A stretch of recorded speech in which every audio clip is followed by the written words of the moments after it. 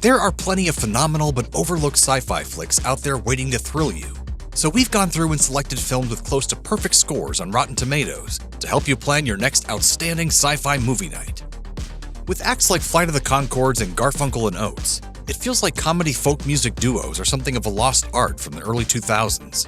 Whereas the aforementioned duos parlayed their comedy into television series, their contemporaries, Future Folk, opted to star in a feature film to capture their antics on screen. Ladies and gentlemen, all the way from the planet Hondo, we are Future Folk. Earthling! Debuting in 2013 before finding a home on Netflix the following year, The History of Future Folk released to rave reviews. The movie chronicles the musical duo's arrival on Earth and their attempts to work together to save the planet. Even those unfamiliar with Future Folk's characteristic musical shtick will find plenty to love in The History of Future Folk and its titular duo. The tunes are catchy and funny, while the idea of protagonist General Trias forming a loving family on Earth is oddly endearing. The movie embraces the inherent silliness of two aliens in scarlet armor who have a passion for bluegrass. Future Folk disbanded in 2017, and while fans continue to hope for a reunion, The History of Future Folk captures them at their peak. Produced by Spike Lee and directed and co-written by Stefan Bristol, 2019's Netflix original movie See You Yesterday delivers its own take on the tried-and-true time travel subgenre. A teenage science prodigy named CJ invents a time machine to mess with an ex-boyfriend.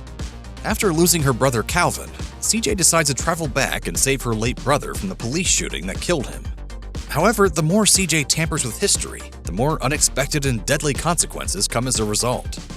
See You Yesterday starts out as something of an homage to the greatest time travel movie of all time, Back to the Future, complete with a supporting role for Michael J. Fox. However, as it lays out its time travel mechanics and sets the stage, the movie becomes a much more serious film with a pointed message. If you had that kind of power, what would you do? What would you change? Throughout it all, the film really is a story about the importance of moving forward, rather than struggling to get back to a past that will never exist again. Well-crafted and with an exciting principal cast, See You Yesterday is among the best Netflix sci-fi original movies. Out of Russia comes a visceral and brutal approach to the science fiction genre, with the 2013 foreign film Hard to Be a God.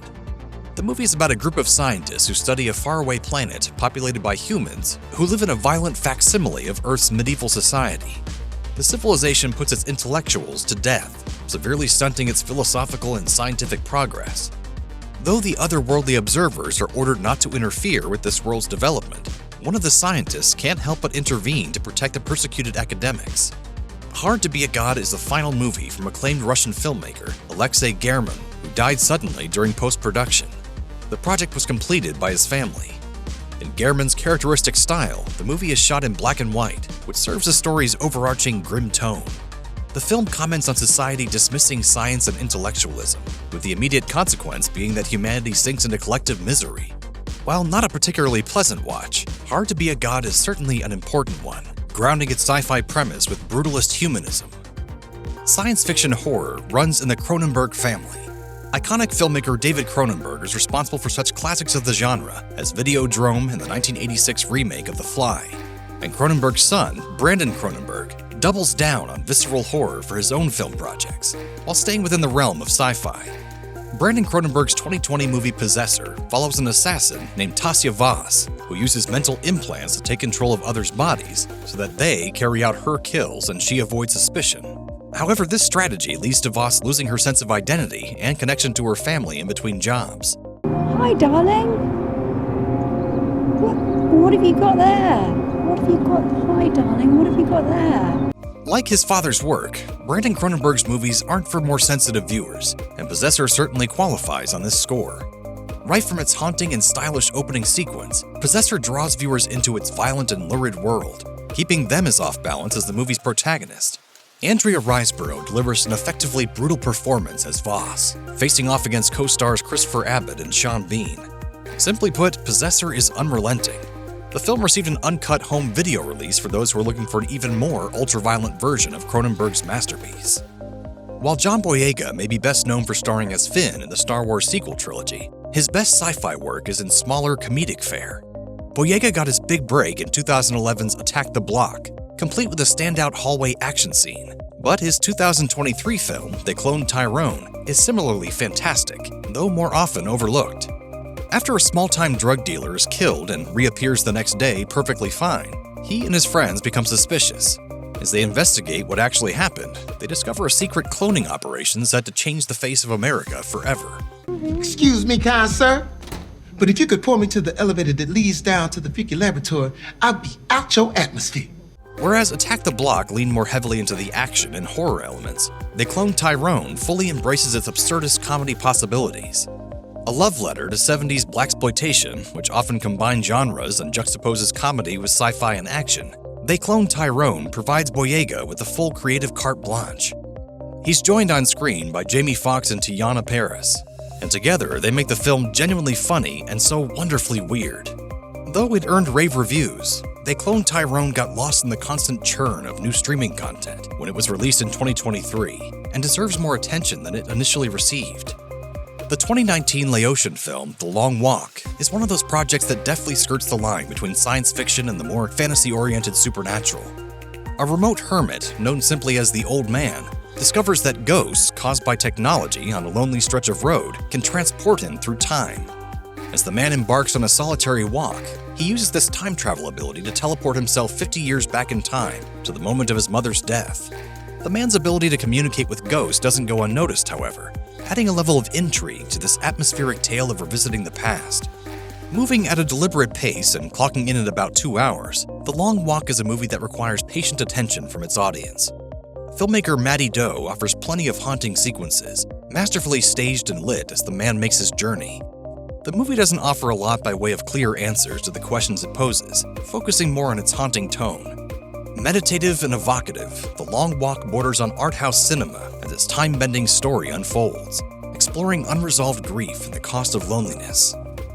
Before starring in the acclaimed films Zone of Interest and Anatomy of a Fall, German actor Sandra Hüller appeared in the 2021 sci-fi flick I'm Your Man. This Academy Award-nominated German film follows an archaeologist named Alma, who begins dating an advanced android named Tom. Understandably, Alma has concerns about the arrangement, but she agrees to a 3-week trial period with Tom to see if he's a suitable life partner. Through this period, Alma begins to open up to Tom, while the experimental android begins to develop his own sense of humanity.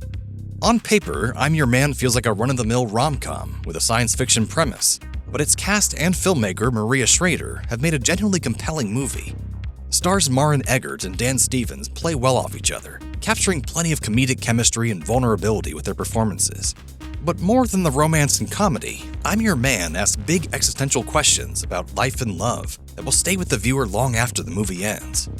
Smartly written, staged, and acted, I'm Your Man is an effective meditation on companionship that defies conventional genre constraints. A joint American and Rwandan production, 2021's Neptune Frost is one of the most beautiful and understated depictions of Afrofuturism out there. The movie is about a village in Burundi, made of computer parts, with its inhabitants stuck mining for coltan to benefit outside countries and corporations. Two lovers lead a hacker group that connects them with their ancestral culture and spreads their message to the world. As this online community threatens the corporation's exploitative control, the hackers are targeted by powerful forces. Neptune Frost is a movie with a message, and in a reflection of its culture, that message is often communicated through song. At the same time, the film makes pointed commentary about the evils of big tech and the exploitation of African countries, while also reminding viewers of the unifying potential of the internet. The cinematography and musical staging gives Neptune Frost a dreamlike quality that you just can't help but dance along to. One of the most unique movies in the past several years, Neptune Frost has to be seen to be believed. 1984's Repo Man is the true definition of cult classic, a much-beloved movie with a loyal fanbase that never quite attained the commercial success or high profile of its contemporaries. The movie follows down-on-his-luck teenager Otto Maddox, who agrees to help an enigmatic man named Bud with his repossession business. Auto parts? Otto's latest assignment is repossessing a Chevy Malibu that secretly houses a radioactive extraterrestrial in the trunk. Once he has the car, Otto is pursued by various competing government agencies and a cadre of crooks, all while trying to stay alive and behind the wheel. With an unassuming style and brisk pacing, Repo Man manages to fit in so much, narratively and thematically, in its runtime, and still give it a chance to breathe. It's a biting commentary on the Reagan administration, disaffected youth, and the rise of televangelism, reflecting its origin in the mid-'80s. At the same time, it's also a sharply funny movie with big action beats and a punk rock soundtrack arranged by Iggy Pop. Although it was widely acclaimed, Repo Man never got the big-time bona fides it deserved. But as it's a story about a chronic underdog, this movie wouldn't have it any other way. The 2015 French animated film April in the Extraordinary World delves into the alternate history possibilities of science fiction with its premise. The film presents a vision of France in which the Franco-Prussian War never occurred and the world's greatest scientists vanished, which in turn stunned significant technological progress. One scientist's descendant, a girl named April Franklin, continues her family's work developing an immortality serum. As April and her family are targeted by the government, she goes on the run while learning exactly what happened to all those scientists decades before. April in the Extraordinary World invites audiences to immerse themselves in its steampunk iteration of France, still caught in the throes of the Industrial Revolution. Academy Award winner Marion Cotillard leads the original French-language voice cast, delivering the wonder and determination that drives April to continue her mission.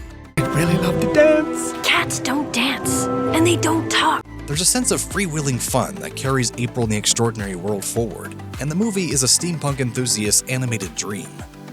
Russian filmmaker Andrei Tarkovsky is one of the most influential visionaries in the sci-fi genre to come out of Eastern Europe in the 20th century. Though Tarkovsky may be best known for his 1972 masterpiece Solaris, his 1979 movie Stalker is another bold science fiction tale that is no less captivating. The film is about a writer and professor who follow a strange figure, known simply as the Stalker, through a wasteland to reach a place rumored to grant visitors their deepest desires.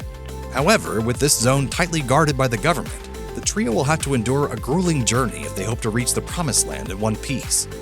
Whereas Solaris is a character study of three individuals enduring their own respective personal crises against a sci-fi backdrop, Stalker is more of an introspective odyssey. The idea of the characters defying military authority in a Soviet production is quietly subversive, and here Tarkovsky ventures into more experimental territory than in his previous sci-fi work. Bleak and yet thoroughly metaphysical in its exploration of latent desire, Stalker moves at a deliberate pace and challenges its audience to look inward themselves. Framing these existential questions are some of the most haunting images Tarkovsky has ever filmed, delivering a post-apocalyptic vision that's all his own.